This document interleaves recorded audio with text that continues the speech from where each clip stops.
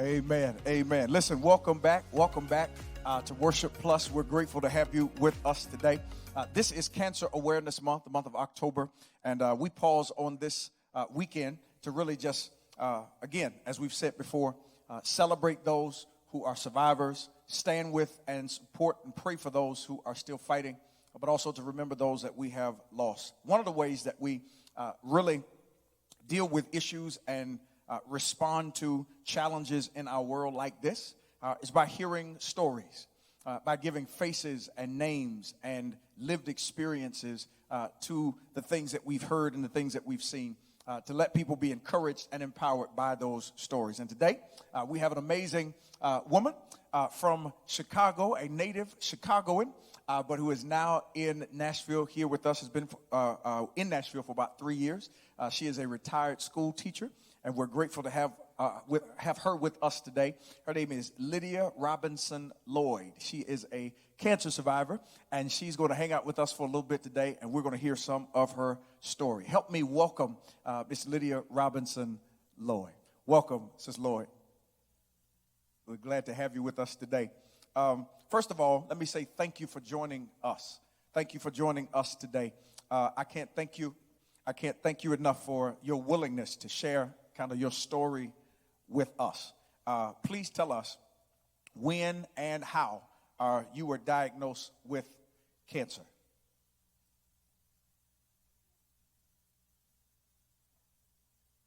Amen. I was diagnosed with breast cancer July of 2008. And I had always had my mammogram. Every year I had it. So breast cancer can sometimes not be picked up by mammograms. So the best thing to do is to know your body and pay attention to different signs that may happen during that time. When you got diagnosed, what were your initial thoughts? My initial thoughts were, I'm going to die. Because cancer is something that people just put with death. I had never had anyone in the family had cancer. So when I heard the word, I went straight into the panic mode. And I eventually had to put my faith over the fear. Amen. What treatment strategy was given to you when you were diagnosed, and what were your experiences with those steps when that started? What was that journey like? Well, the treatments that I was put on was, first of all, I had to have a lumpectomy, and that's when they removed the cancer from the breast. There are two options, mastectomy or a lumpectomy. Mastectomy is when they remove the whole breast. I had a lumpectomy where they removed the cancer tumor. I also had 6 rounds of chemo treatment. And there are 8 different types of chemo treatment, and I had 2 of those. And the chemo treatment happens every 3 weeks, once every 3 weeks, until you've gone through all 5 rounds. I also had 36 rounds of radiation. Wow. Radiation is a daily event, and you get your weekends off. So I went for radiation Monday through Friday, every day until I had my 36 rounds.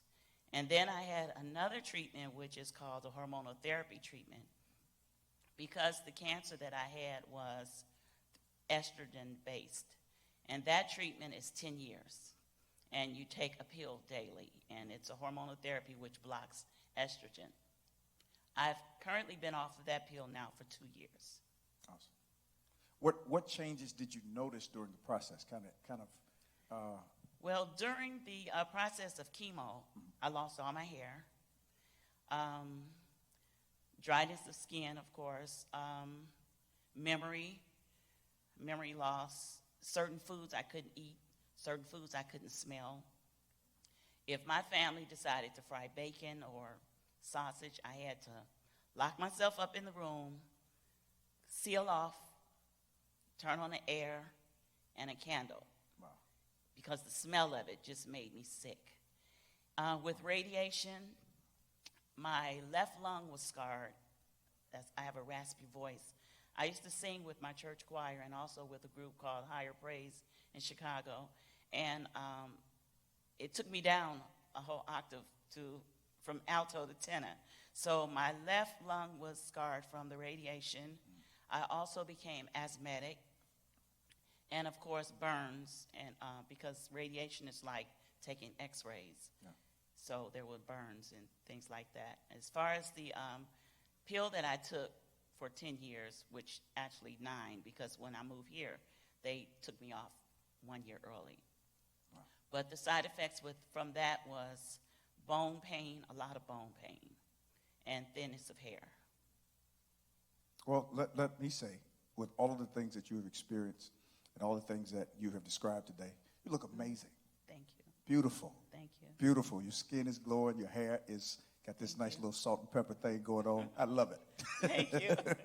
Incredible. I want to talk to you and ask you this question because I think a lot of people really want to help, really kind of want to show empathy and show concern and assist persons who are wrestling with cancer. But often they really don't know what to say or what to do.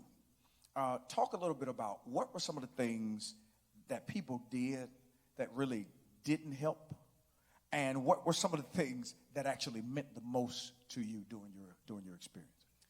Okay, the things that were done that didn't help was advice from people who had not walked the journey and sharing who did what and who didn't do this and I shouldn't do this. I was told you shouldn't do the chemo. You should just start eating healthy.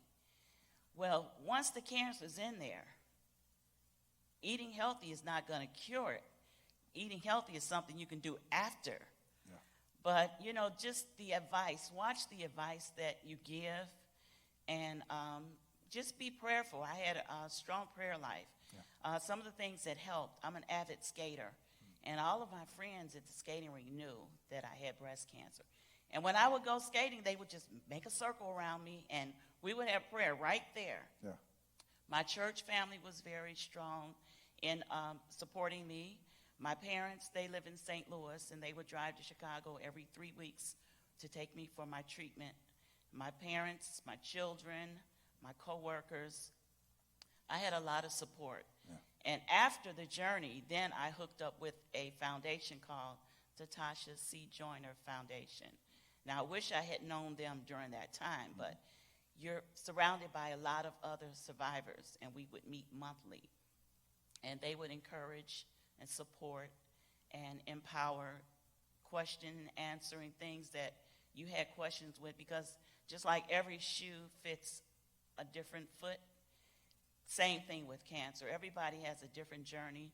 Some people have different treatments. Some people may have surgery, no chemo. Surgery, no radiation. So that's all based on the size of the tumor you have, what stage you're in, because some people just don't have to have everything. Some just may have to have radiation and no surgery. Sure. So you have to really know your doctor, know your team, and know your history, and your story is your story. Yes, yes. I don't think enough can be said about that support system. In every challenge, whether it be cancer or anything else, the support system, the family, the friends, the people praying, and the people encouraging, that is absolutely necessary in every phase, I think, of every battle. How are you doing now? I'm doing good now. Good. I have retired, and I moved here 3 years ago, and I just linked up with the Sisters Network of Nashville. Awesome. And that's a network of breast cancer survivors. And I just met up with them actually yesterday. They had a breast cancer parade. Awesome. Yes. Awesome. Well, I'm glad. First of all, welcome to Nashville. Thank you. Welcome here. I know you've been here 3 years, but I think this might be the first time you've hung out at the Grove. So welcome to this space, and welcome to Nashville. We celebrate. We celebrate your life, and we celebrate your story. Thank you again for sharing with us today. But I do want to, as we close out, give you a chance to encourage somebody, because there's somebody watching us today who is fighting. There's somebody who's watching us today who's in the midst, in the throes of this battle. I want to give you a chance to encourage them. You can look right in the camera and just and talk to them. My encouragement to whomever is fighting breast cancer right now is to make sure you believe in God. Make sure that you have faith. You need a support system. And you have to believe yourself that you will get better. And do what you need to do. Listen to who you need to listen to, which would be the science. And God bless you. And I pray that your journey will be a success.